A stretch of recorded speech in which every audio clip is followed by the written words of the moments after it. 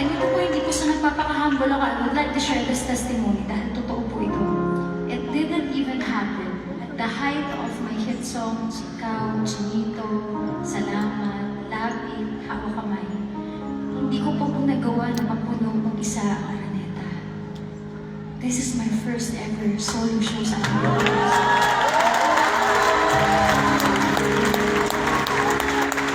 His perfect time. Alam niyo po, may mga times ko nakikita ko na yung mga colleagues ko nagko-concert tapos nag-sold out nila. Meron po akong, hindi po negative na jealousy, yung parang, Lord, sana ako din. Pero hindi, Lord, okay lang. Kasi, dami mo naman binigay na sa akin. Pero kasi buti mo, Lord, nandito lamang ako.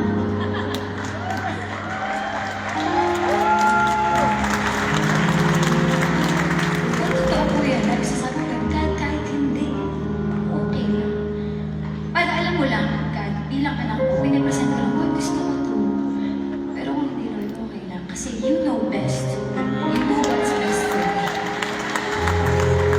To have that kind of surrender and that kind of humility when there's no more ego, there's just that pure relationship with God. When your relationship with God is not just transactional, yung purity ng relationship, ng pagiging ama ng Panginoon sa atin, gusto natin maramdaman. Yes, that's true. Kasi ang magulang, ang ama ay dinidisiplina ang kanyang mga anak. So sometimes there will be a season of discipline. And there are times that God will teach you to wait.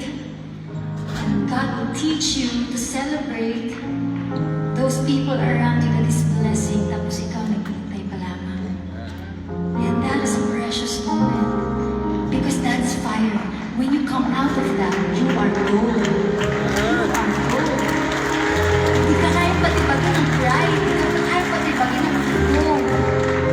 All you will see is God's goodness, that He is good. So to those who are waiting, wait na merong selebrasyon para sa ibang tao na binabless ni God. And it's okay to have that holy jealousy. Kala ko din sana. Pero kung hindi, Panginoon, you know best. And I know that you got me. While you're waiting, idulog mo sa Panginoon yung puso mo. God, i-shake mo yung mga bagay na hindi